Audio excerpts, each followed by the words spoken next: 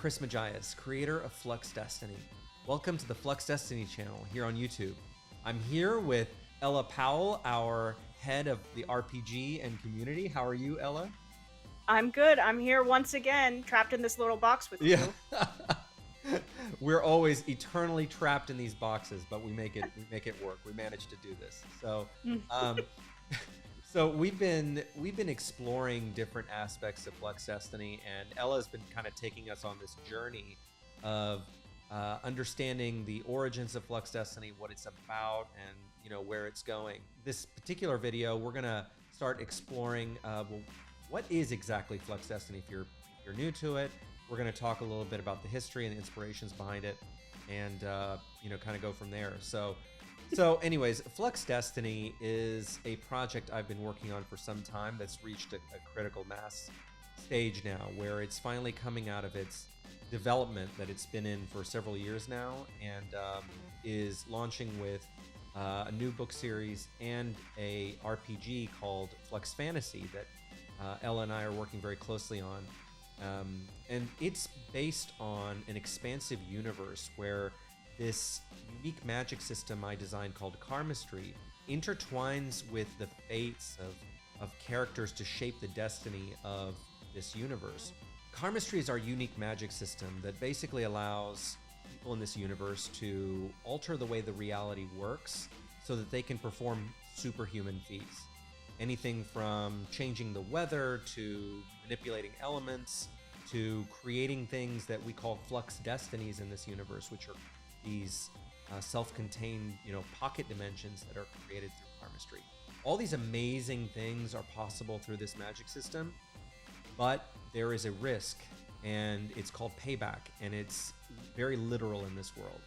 And it's the universe's way of setting things back to normal when human beings try to mess with the natural order. Flux Destiny is set in an alternate 1990s Earth, and it's specifically within the vibrant and diverse nation of Fortuna, which is very much inspired by the United States of that era. It introduces a world that we like to call balancing the familiar with the fantastical, or sometimes we say magic against the mundane. And it serves as the epicenter of Karmistry, a place where technology and magic blend together seamlessly. But that there's this undertone of destiny, this pursuit of being your best, of achieving your destiny, is what drives the actions of the people in this universe. At the heart of Flux Destiny are two teenagers, Hugo and Marco, who are aspiring to become escape artists. And escape artists in this world get their name from their ability to avoid payback by performing Karmistry. And it's anyone in this world can perform Karmistry, but few are good at actually doing it at a level where they can, survive it in a good way, right? In an impressive way. And Marco and Hugo show talents for that.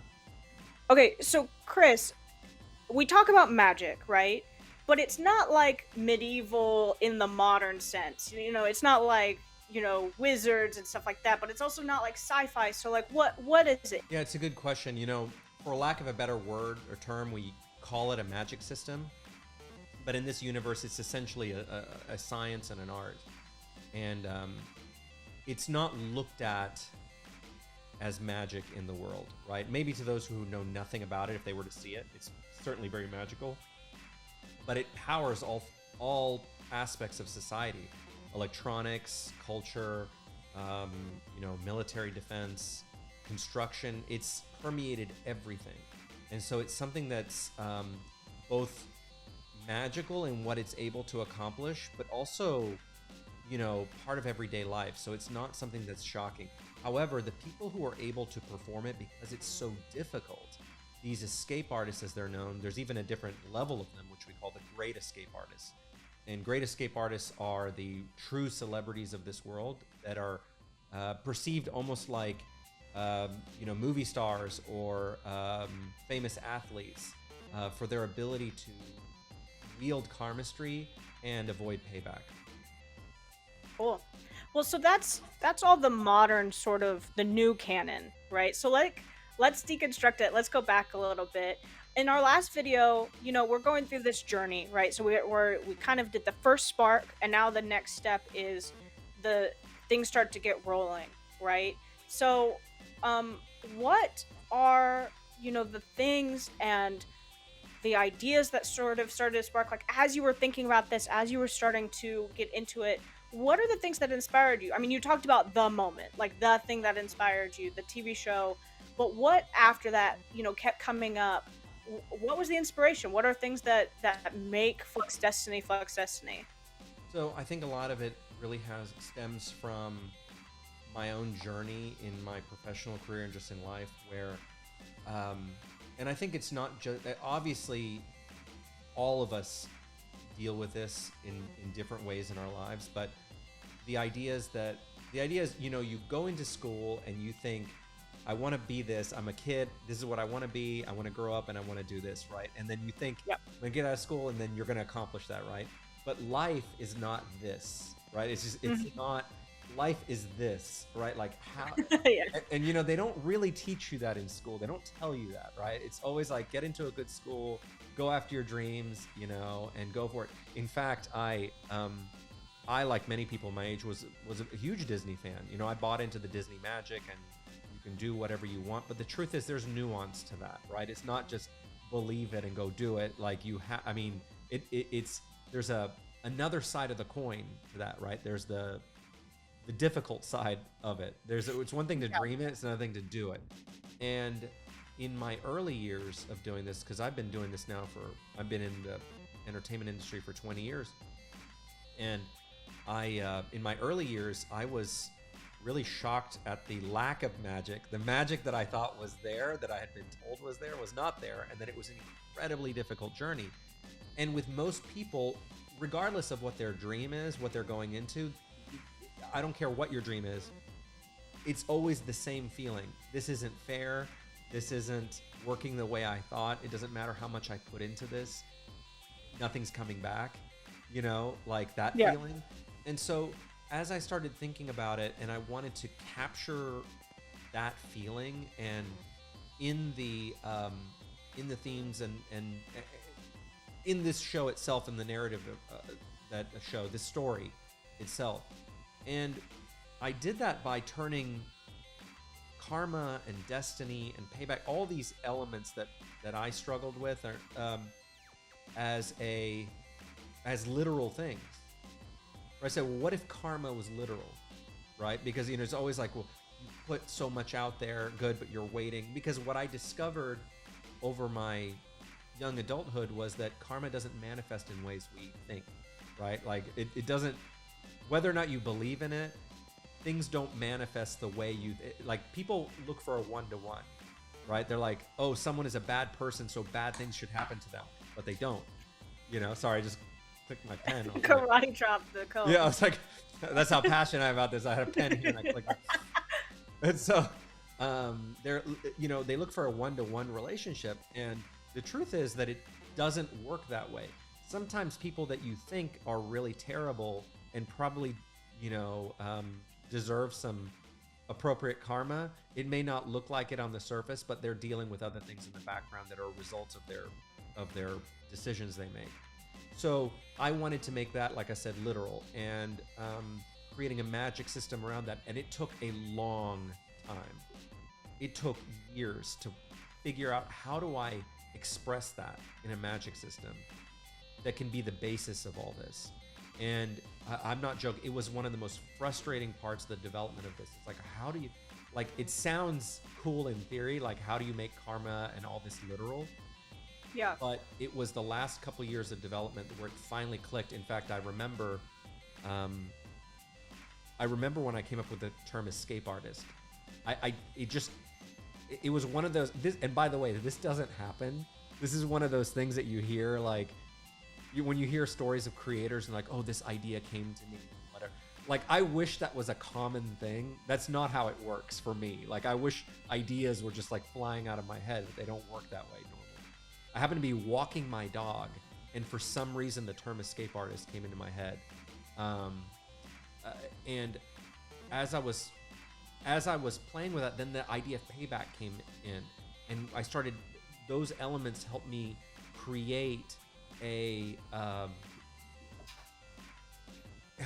foundation to tell this particular story and these themes that I was telling you about. So that's a long way around to tell you that there was a lot of like life experience that I wanted to put into this that would also help inspire people who are going through their own struggles. You know, when you see Hugo and Marco, for example, in our next book, they are dealing with those similar struggles, right?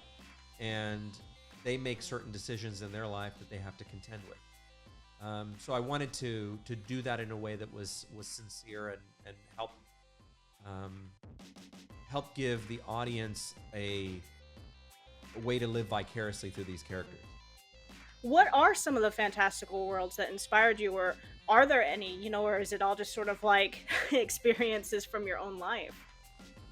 I mean, it's been a mashup of all sorts of things, not only my real life, but like any creator, I am also inspired by the works of others, especially works of others that are really thoughtful. I think in this day and age, we see a lot of stuff that's content now where, especially in the age of AI, where people just like spit out things. I'm really drawn to worlds that are very thoughtful, whether it's in their design or their narrative. There are all the obvious like big inspirations. I grew up as a Disney kid. Disney's not necessarily known for its deep storytelling, but it's known for its great characters, which I deeply love.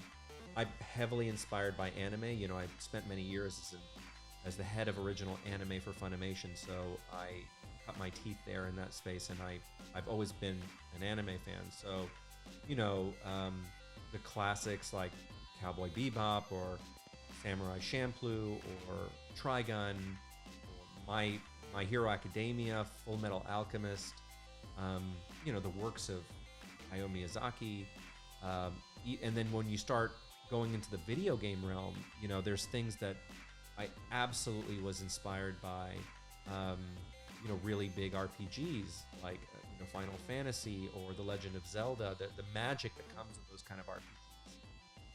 And of course, you can't leave out like Avatar, The Last Airbender, the Bone, the graphic novel series. I mean, it's just a number of different inspirations that came in. It's kind of hard to capture all of them because there's like little pieces of here and there that you're moved. If I were to take each one of them and like dissect them and say, okay, this is what inspired me about each one of them. But I think an underlying theme amongst all of them is the thoughtfulness that went into each of their worlds, right? And the depth that people went into. And that's why people love it. They love the authenticity of the characters. They love the authenticity of their worlds. And the fact that they put so much love into them, even though they're fantastic worlds, there's a plausibility that they could exist, right? Because of that. When you can answer those kind of questions about your universe, it's almost like you're making it real by your the certainty that you can answer questions about it. Yeah, that's so cool. Do you ever like, you're trying to think of something, or like in the beginning, you were trying to think about this world and thinking about Fortuna, and just stuff just jump out at you that you end up adding into your world? Like you walk to the store and you see something, or you hear a song and you're like, oh, that would be a cool vibe, or that would be a cool thing, like all of these different, because the world is so huge, the different elements of it must just jump out at you sometimes, and you're just like, oh, I'm just gonna, that's an inspiration for this, and that's a theme for that. Obviously, music is always going to be, I think every creator like has, when you hear music, you can't help but imagine things in your head. But I do remember one particular thing, or there's two actually. Very early on in the development of Flux Destiny, the Tauruses that are used to channel karma, which are the giant rings that escape artists use, or they can come in different sizes, but Hugo's Taurus was the first that I designed, and it's that large one he wears on his collar. that was actually inspired by a documentary I saw on, I think it was the TLC or something. Like, I can't remember what channel it was, or the History Channel, where it was actually inspired by a harness that someone had for a parachute. It was a parachute harness, and there was a ring in the middle, and it was relatively large, and I was like, oh, that's cool. I was like, what if I put that? And actually, my really early ones, the Taurus was connected with like leather straps, and it kind of mimics it, and I eventually got rid of all the straps for it. There's something else recently in this book I'm writing now for Flux Destiny. When the characters get to Wolfgang Academy, they see some of the famous escape artists and even the famous students who are doing really well. I went to my daughter was having a music recital at her school, and it was held at the local high school, and they had these posters of the students, like who were like their like MVPs or something, right? Like it was, and they were the really cool posters that were hanging on the top of the gym, and I was like, that's cool. And it wasn't just like, like cheesy posters. Like, they had graphic designed them in a way that was like, it looked like trading cards almost. And I go, yeah, that's cool. I was like, that's inspirational. Like, if I saw that as a kid, I'd be like, okay, that I want to be them, right? Yeah. So I brought that into this as well. So I will see things in real life, and find ways to bring it into the universe that way. I love that. That's really cool. I really like that detail about the Taurus, because I think some people, it's such a symbol. I'm sure people are curious. So there's your answer. There you go. Yeah, the circle works. Just to add this in, is that I mentioned this before, because of the nature of karma. Karmistry requires the Taurus because it's, we have a concept in this universe called the rotation of karma, and that means that karma is cyclical, right? And so that's why the Tauruses have to be round, and so it fits really well into our theming too. Yeah, and speaking of theming, so we've got these themes in the world that are so important. I think that they're really well thought out. They're not something that's like thrown onto the end of a cool story. There's actual meaning, behind it. Tell us about the themes of Flux Destiny, but also tell us a little bit, like, were those always the themes? Did something come up one day that was like, oh, this actually changes the way that I think about the story, or were they always the way that they are? That's a really good question, because there has been an evolution of themes and a reorganization of the hierarchy of themes, right? Because a big theme in this universe too is letting go and dealing with your ego. And I'm very much inspired by the works of Alan Watts, the philosopher, and Eckhart Tolle, who wrote The Power of Now. I love these philosophies about dealing with ego and accepting the world and the way it works, because of, you have to kind of accept, there's certain things you have to accept. It's like the serenity prayer, right? Like, there's things I can change, things I can't, and to know the difference, right? And that's like a big thing that had a big impact for me. So it's like, how do I apply those themes in this world? And how do I, with all the different themes, how do I create a hierarchy of themes that make sense? So at first, when I was doing it, it was more like you were saying about friendship and your journey and whatever. But as I created the depth that I was talking about, I wanted to deal with more advanced themes that had to do with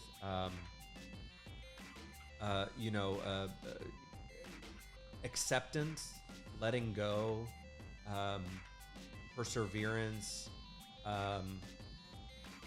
These are very, very powerful themes, especially with acceptance. It's a very hard theme.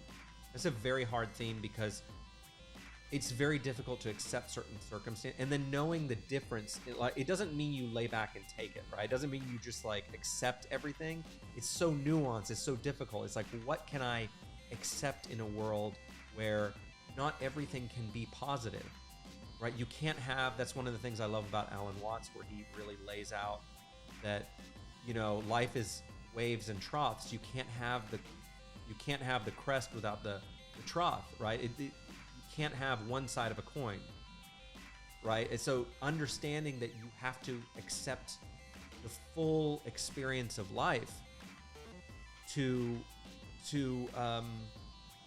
really live a fulfilling life is something that I struggle. I mean, I struggle with it. I'm more aware of it now, but it's not something that it's something I think that we call enlightenment, and it's something that's dealt with in this series, not in a religious way, of course, but more of in like in a spiritual kind of, personal growth kind of way.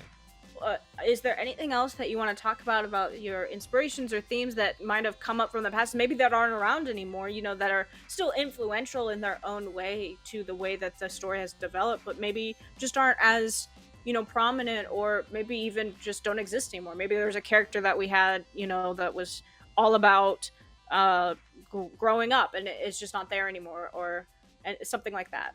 Well, I can say that being a child of the 80s and 90s, there's a reason why I chose to set it in this particular time period for a number of reasons. One, the availability of cell phones is like, I wanted to get those out of this. But secondly, when I was growing up, because there was no social media and things at the time, a star was a star. Like a movie star was a big deal. Now movie stars don't carry weight, but these people who were artists, whether they were musicians or artists, whether you were Madonna or Tom Cruise, these were like larger than life, right? And these people were not accessible, to normal people. You would only see them maybe on TV interviews outside of the movies that they were in. So to see them was a big deal. So that doesn't exist anymore, obviously, in this world. It's not the same, at least with the same level of, I think, magic and mystery that used to exist. And so I've tried to bring that in with escape artists and how I want them to feel, right? There's no social media in this universe. When you see a great escape artist, it's a huge deal. They are like, it's like seeing Tom Cruise or Madonna or something like that. Well, cool. Well, Chris, that's all the questions I have for you today. We're going to talk more about this series. This is just sort of the next step, and then as we get closer and closer to sort of the present day Flux Destiny, it's so fun to see sort of what was and what could have been, and to really relish where we are, because it is, if we had taken any other path, Flux Destiny would be completely different. And, but yet here we are, we're, doing these videos and talking about the past, and it's so exciting, and to get your insight on it is wonderful, because I don't think you've ever talked about it before. I mean, maybe I might be wrong, but it's really fun to hear your journey through it. So well, it's funny because a lot, sometimes I'll talk about bits and pieces of it on live streams, but the truth is that I haven't talked about it fully in this kind of way. But I think one thing before we close out that I hope people get from this is that they always hear, I was talking about this on a live stream the other day, that they always see these fictional worlds that they really love, and because they see the final product, they think, oh, that creator must have just come up with it. I think you and I were talking about Avatar the other day about that, and we were talking about the first drawing of Aang, right? And how it was completely different than what the universe turned out to be. And I just want to encourage, the up-and-coming creators who are creating their universes, people aspire to do that patience is an incredibly important part of this, is that you just have, and you'll know when it's right. When it's right not to settle. There's like a nuance between like settling and also continuing to iterate, right? Because I'm guilty of that. I'm one of those that will continue to iterate, and I've had some good people around me who pushed me and said, okay, Chris, that's good, right? Like that's good, just go with it. Like that is legitimately good. You don't need to like continue to obsess over it. So I hope that what comes out of this experience is the understanding of that patience, that time is important, and your dedication to not just accepting the first thing that comes out of your head. Keep plussing it. And I'll say that one of the most valuable things I've learned over this experience is being okay with throwing things away. Like it used to be, especially as an artist, because I, character designs and things that I've done, I think with a lot of artists, you get really precious about a piece of work you did. Like, oh, I started drawing something, and then you sink all this work into it, and then you're like, you don't want to toss it, but no, it's actually freeing to just throw something away and start over. And the more you throw away, the better, because that's iterating. And that took me a long time to appreciate, but it made a huge impact on my development. So I just wanted to share that, and I thank you for these questions. Ella, I appreciate it, and for your, for your curiosity about this. And we're gonna have several other videos in this series where we're exploring the different parts of this journey. I want to invite you to visit the Flux Destiny fandom on Discord. You go to fluxfandom.com. We've got this really awesome community there that I hope you'll come and join. We also have this awesome RPG, Flux Fantasy, that Ella and I have been working very hard on. It's based on the Flux Destiny universe. Go to fluxfantasy.com and sign up for the alerts there, and you'll get in your email box the character sheets, the character creator guide that we worked very hard on, and a bunch of resources to help you start in our beta testing. Completely free. There's no strings attached. Just sign up for the alerts and you'll get it. And we love to see you in the fandom, and we'll see you in the next video. So thanks for watching.